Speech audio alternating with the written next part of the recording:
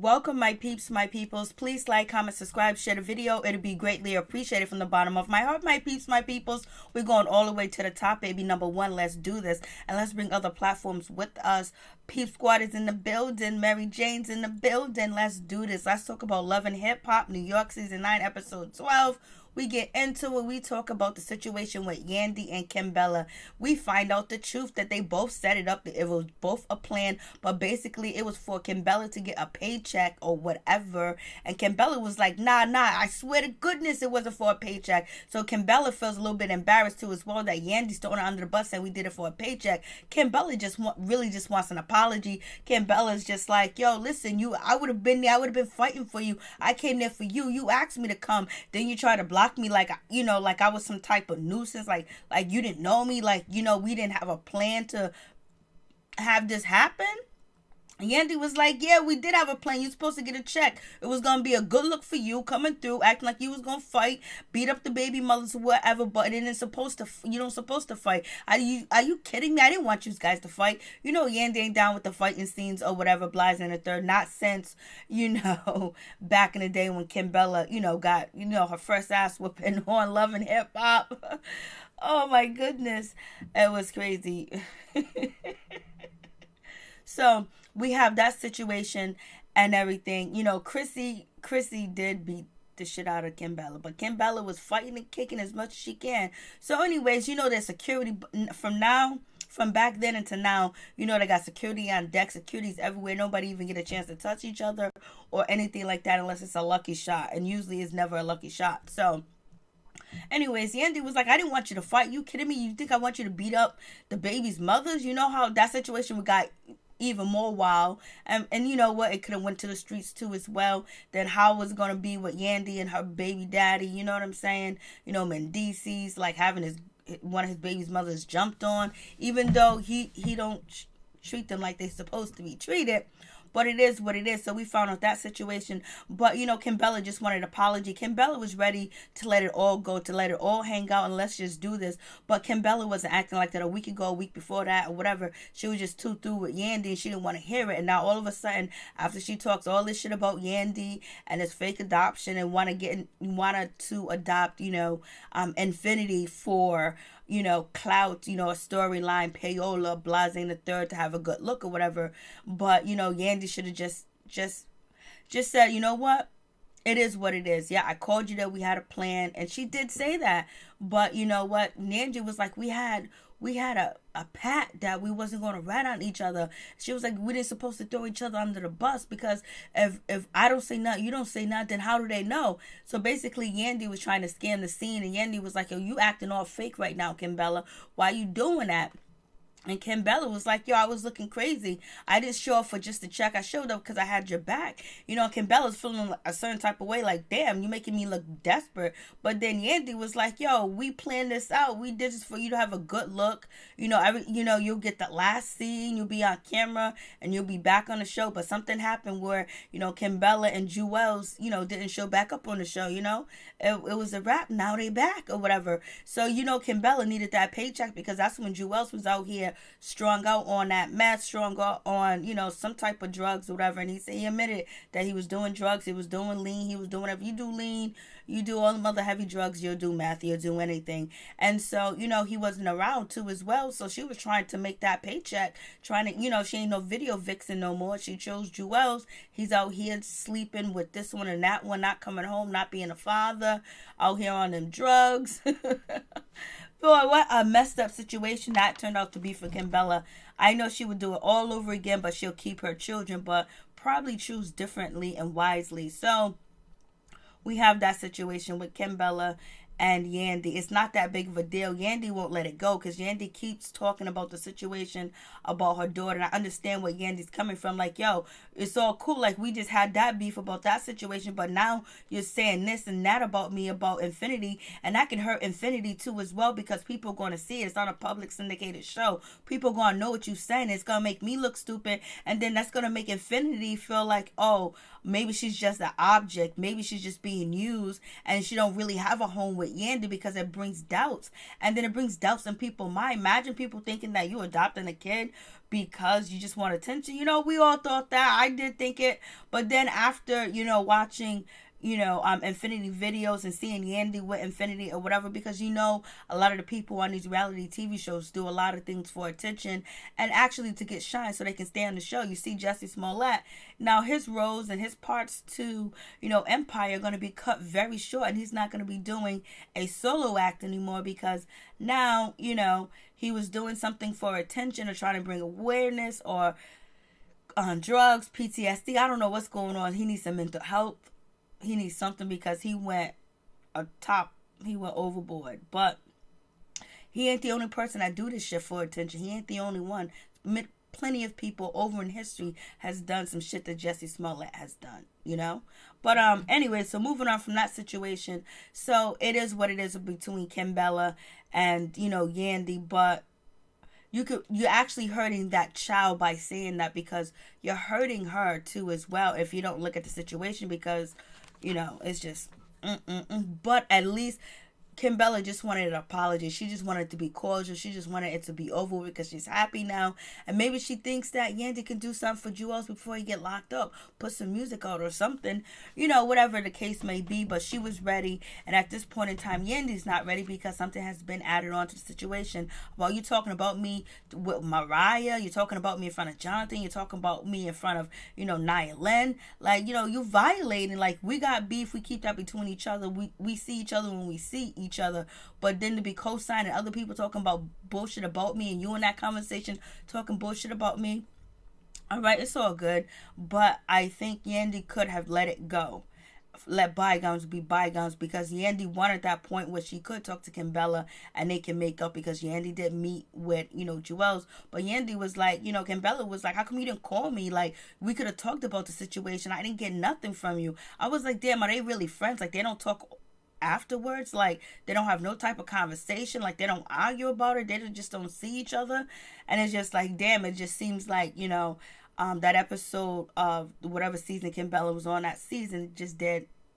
They were supposed to be making out like bandits, and robbing Vh1, setting up a fake storyline, because we don't already hear it. We hear Jessie Wu talking about her fake storyline. We hear so many people from Love and Hip Hop talking about their fake storylines or whatever. So it is what it is. So we have that situation. So anyways, we got Maggie, we got Mano, we got Safari, we got Joe, we have Juju, we have Kimbella, Yandy won't come down for breakfast. We have Sin, we have Joe. Sin and Joe was doing a nasty last night. They was having a good old time or whatever. So now they're having breakfast, and then having Juju pay for breakfast with her black cord, or did Vh1 pay with their black cord. I was like, okay. And so then they basically asking Juju about the situation with her and Safari, what's going on. He was like, he's not a good friend, and Safari was like, whatever, I don't care, it's all good, ask me if I care. And so Joe and Mano took some fits, and I was like, yo, you're rude, you're being disrespectful, like what's going on? And so then that's when Mano sneaks in like, yo, what's good with that situation of you getting robbed? Did you snitch how they get caught? And then Safari was like, nah man, this is what happened, son. I got robbed and they didn't have license plates and they didn't have plates or whatever for the car, and the cops was right on them or whatever. So they got into a high-speed chase and got caught. And he was like, so you didn't say anything? And then Safari was like, well, Juju can vouch for me. She can tell you what happened because she was there. And it was like, yo, Juju, you was there? Juju was like, yeah, I was there. And it was like, oh shit, Juju's a ride or die. She was with you there. She was with you before it happened, after it happened, and in between. And so then Mano was like, oh, she was there for you crying too? I was like, damn, Mano. Mano had to make sure he wasn't snitching and make sure he pointed out that he was crying or whatever. And he was like, oh, he's acting like that. Bring him back to Dykeman, because Safari got booed at Dykeman, got shit thrown at him on stage, and Safari started to act up and act crazy and all this other good stuff. So it is what it is with that situation. So I was just like, what's really good? And so I'm so glad they did correct Safari trying to be a little bit disrespectful. They're not going to let Safari disrespect Kim's ex-girlfriend, you know what I'm saying? Because Kim is going to be like, and plus they're older men and they have, just not gonna sit and disrespect a woman in front of me, especially a woman that I'm cool with, a woman that I respect myself. So they straighten Safari up. So Safari is what it is. So they leave. They getting ready to go shopping. The guys are getting ready to go skiing. And guess who strolls through with this outfit on? Kimbella got on this outfit that fits her body like water, fits her body like, like ceramic. So it's ceramic. I mean, like every crack and crevices of Kimbella's body was covered with this outfit. The outfit looked good, but she looked like she just got off stage. She looked like she was ready to work. She looked like she was open for business, but she did look good, and the outfit fit her perfectly. She was ba-dow, ba-dow, ba-dow, ba-boom, ba-boom, ba-boom. I was like, oh my goodness, Kimbella. She looked good though, but she was showing every crack and every curve in her body, whether it's real or fake. She was showing it off, and she ends up talking to, Juju. And when she's talking to Juju, Juju lets her know, like, hey, listen, Yandy knows about some situation that happened where you was talking about Yandy, talking about she was, adopting, Infinity for sympathy or trying to play Miss Goody Two Shoes or whatever. And so, Kimbella was like, no, I didn't say it like that. I just hope she's not fostering this child for accolades, or basically whatever, forcing this child for a good look or whatever. If she was forcing a child for a good look, it's none of your business, Kimbella, and you shouldn't have repeated it around Mariah. You don't even know her like that, and then you're talking about her in front of Jonathan. You know how close her and Jonathan are, and then all these other people around, so you should just keep your mouth closed and just be like, you know what, well, that's good for her. I'm glad she's fostering a child. Blase in the third. She might be lonely because she misses, her fiance or something like that. You don't bring the child into the situation, and you don't talk about her like that. And it's going to get back to her. And so now you're going to talk shit about her and want to be apologetic, want to play kumbaya, want to be cool with her. But damn, you was just talking shit about her not too long ago. And then every time Yandy tried to talk to you, you didn't want to hear it. You didn't want to talk to her. And so Yandy was done with it. So now you are happy and you are stable in your life. You think you're going to get married before, Yandy. So you know what? I'm doing better than her. And Joel's, well, he's about to go in, but at least he'll go in married. I don't know what the deal is with this shit. So, and everybody's like, you're maturing. Like, she better be mature. She got 2 kids or whatever. And she's been raising the kids up while Joel's been, AWOL from the house and from his responsibilities or whatever. So Jewels is back in business. He's doing his thing, so that's cool. And so then, they go shopping, they go on a strip. And so Kimbella and Sin, they talking, having a conversation. Kimbella was like, well, Yandy found out that, that I said that, she's fostering, Infinity, blah, blah, blah. And then Sin is looking at her like, yo, that's some fucked up shit. Yo, Sin be looking at these ladies like, yo, y'all be dogging each other out. When Sin ever said to Sydney Star, why the hell you treating Nia Lee like that if she was the nicest person to you? So anyways, so we have that situation. And then I think Maggie or either Juju is talking to, Yandy, because Yandy strolls down or whatever, and Yandy's gonna try to play it cool or whatever. Yandy didn't come down, so so Maggie and I believe JoJo was having a conversation. Not JoJo. Juju was having a conversation and shit like that, basically thinking that, Yandy's probably going to talk to Kimbella. The guys are having a good time. They're having a discussion. Mano and Joe are having a discussion about their their girlfriends want to be in music. And then, Mano had the nerve to say, was like, oh, well, she told me she wanted to do music. She wants to be on this song or whatever. And she wants to really do music, but she has to be dedicated. And if she dedicated, music is her love and her joy, and she breathes music. Well, I should be the first person to know why, because you're in music. Then, in the same breath, Mano turns around and say, when I first met her, she was doing music and shit, and then she had like 1 million views on YouTube, her video of her singing and stuff like that, blase and stuff. So you already know she loves music, she wants to do music, but you guided her into business where she can be stable. So anyways, we get Joe, and Joe was like, yeah, I'm dealing with the same thing with Sin. So Joe was like, so when you tell Maggie about, like, you got to be serious about it and dedicated, it's got to be your heart, it's got to be your blood, sweat, and tears. And what did she say? Did she get it? And Mano was like, no. And Joe was like, Mize don't get it either.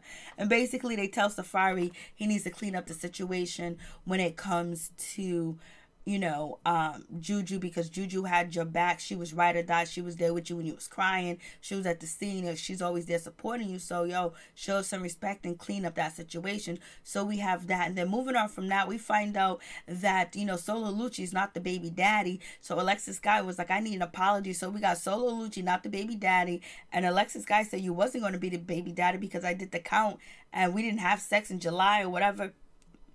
Excuse me, we didn't have sex then and we didn't have sex there, so therefore there's no way you could be the father. And that's when Solo Lucci was saying in the last episode, well, it could have happened. I don't know how many times I had sex with you, or when, where, how, or whatever. So now we know Solo Lucci was just saying it's just to be on TV, just to be on Vlad, and just to say the shit he needed to say on Instagram and stay on Love and Hip Hop, Hollywood or whatever, because we have, Nikki Baby saying that, Solo Lucci lied on her, and there's some other people saying that Solo Lucci's lying on his penis. You know what I'm saying? So it is what it is with that situation. So he ain't the baby daddy, so he don't gotta care no more. He looked like he wasn't shocked or surprised, like he knew he wasn't the daddy, but he did handle the situation well. He apologized. Alexis Guy apologized to him too, and he was like, we shouldn't have did this. It was like Solo Lucci was trying to come up with words to say so he can just keep the scene going, but he couldn't really find anything thoughtful to say. But he was apologizing, and he was trying to be a man about the situation. And that's why I think people do like Solo Lucci, because he knows how to perform in front of the cameras, and you can see some of his humbleness. But then we see the other side of Solo Lucci that's outside of the TV show, So they cool. So that's good. So we got the situation with Rich. Rich still don't know what the hell's going on with his BM. He don't know what the hell's going on with his daughter. He don't know his daughter's about to drop out of school. That she used to have a 3.7. Now she has a 3.0. She hasn't been going to classes. She failed her English class. And his BM, what is her name? Miracle. She thinks that she got so much evidence that she can prove to the judge and the DA that she's a victim and blase and a third, but nobody has this evidence because she never told her attorney, because her attorney is a public defender and really don't know how to go through a trial like this. This is the domestic violence type of situation where it's much different than, Joe Blow pops Joe Blow down the street. You know what I'm saying? So she's probably used to dealing with them cases and B&Es and stuff like that, and solicitation. So, she does really need, Miracle does really need a lawyer that can actually dedicate time and have people that are working under her to actually assist whatever attorney that she picks. And so then, so as she explaining this shit to, Rich was like, I'm in the dark. I don't know what's going on. You should be down there. You should be talking to your daughter. You should be finding out how she feels. What's going on? It's like, you're failing your daughter once again, because this whole time she was living in an abusive home and trying to protect her brothers and sisters, and her mother living in a crazy environment. And you had no idea. You don't probe your kid. You don't talk to Ashley. You don't ask Ashley what's going on and try to see what's good, or even sit down and probe and then be like, and act like you care or whatever. So anyways, so he was like, Ashley's still keeping stuff from you. She shouldn't be keeping up from you with this situation going on. She needs your full support, because as a time as she was an adolescent, she was watching her mother get her brains knocked in. Then her mother had to turn around and shoot her stepfather. So get this shit together. So anyways, Miracle, and also Rich should have known that Miracle didn't know what she was doing, because she didn't even know what question to ask a public defender. She didn't know if she was going for a plea deal or guilty or this or that, or what they was going to get a continuance. She had no idea. And the lady kind of like almost seemed like she wanted her to say yes to a plea deal that she wouldn't even know what the judge was going to sentence her to, because the judge said, yeah, we'll offer you a plea if you admit that you're guilty, and you can get any time. And she didn't really understand that. And so that's when Rich should have stepped in and was like, yo, you need a real attorney. But if she don't care, then he ain't gonna care. If you don't care about your well-being, or you don't ask for what you need, you ain't gonna get it. But then again, Rich, your daughter's gonna be affected by the situation if her mother goes to jail, because now who's gonna take care of her brothers and sisters? And she has a close bond with her brothers and sisters and her mother. So, and she's a stable type of homebody young lady that takes care of her family, and her brothers and sisters mean everything to her, because if not, she would have been begging to live with Rich. But she did live with him for a summer. Excuse me. So we have that situation. And so the lawyer that, Miracle's going to get is going to be 16 grand. And so Rich is going to send her 8. So, she can pay the retainer fee for the lawyer. So it's 8,000. He knew that off rip what the retainer was. I was like, damn, Rich, you be in the business. But it was so funny when Rich was like, yo, everything's going good. I finally got a record from, what's her name, Star, Sydney Star, and it's actually halfway decent where I can actually listen to it. Like, then how is business going good if you got a record that you can halfway listen to? Doesn't sound like business is going too good. What the hell are you talking about, Rich? So we have that situation. So Rich meets with his daughter, and basically she tells him that she's not going to be going to school. She needs to take time off because she can't deal with it. I think the daughter needs to be in school, in my opinion, because she needs to be away from that home, because she was in that toxic environment for a long time, and now she's in college. It was hard for her to get her financial aid and have Rich come through. She can take next semester off, but just finish this semester, get incomplete if she needs to, but just finish off the semester and stay in the dorm for a little bit, before she has to carry that heavy carry that heavy burden on her back. So we'll see what happens. I wish her the best of luck. Ashley's in some shit. Like, she's struggling, man. She's going through some things right now. Like, her mother's going to be gone, and she's been attached to her mother her whole life, and now she's going to be in charge of raising the kids. But it seems like she's been raising them, then on. So she's the second mother. But that's a lot of responsibility for a young girl that's supposed to be going to college. And her father needs to step in and help her out and assist her with the situation. So we have that. So I'm just like, damn, not a miracle situation. It's just like, good damn. Rich, your mom told you to get involved and stay involved. Question your daughter. Talk to your daughter. Try to guide her and try to find out what's going on and keep up with Miracle, because if she gets locked down, Miracle's going to be staying in the house watching them kids. I don't understand when there's no aunt, no grandmother, no mother, no sister, no cousin, no elder in the family that can come through and assist Miracle. Maybe there is and we just don't see it, or I just don't see it. So it is what it is with that situation. So I'm just like, damn, son. And so now we get back to, Costa Rica. So they're in Costa Rica and everything like that. But Joe ends up calling Remy Ma and Papoose and let them know that he wants to get engaged. He wants to marry Sen. He was like, I want to marry him, ready to propose. And he was like, Joe was like, yo, when I get back home, let's go see a jeweler. You know what I'm saying? They hook me up. And Papoose was so happy. He was smiling. He was like, I can't stop smiling. We find out that Remy Ma's dilated. She's 2 weeks from delivering. And it was like so nice that Joe called Papoose and Remy Ma. And he looks up to him as a couple too as well. And he respects Remy Ma and Papoose. Look how he put Remy Ma on that show. It's just a good look. And so, that happy for him too as well. I'm happy for Joe too as well. But then we see next episode he's going to change his mind. And he's going to be cussing out Safari. So we have that situation. It was like, all right. And so Joe is just happy to death. And I was just like, that's so cool or whatever. And, Remy Ma getting prepared to, throw a engagement party. Papoose was like, you better chill out, man. The doctor told you to take it easy. She can't wait to throw it. And she's happy for Joe. So you can actually see that they really do have a real friendship. Like, damn, finally a real friendship. For real. So that was cool. I was just, and Papoose is a good man. Like, he still by Remy while she was locked up for 7 years. And then Remy's given to charity too as well, especially to women that has been locked up before. So it's just like, it's really a good thing straight up and down. So we have that situation. Joe's happy.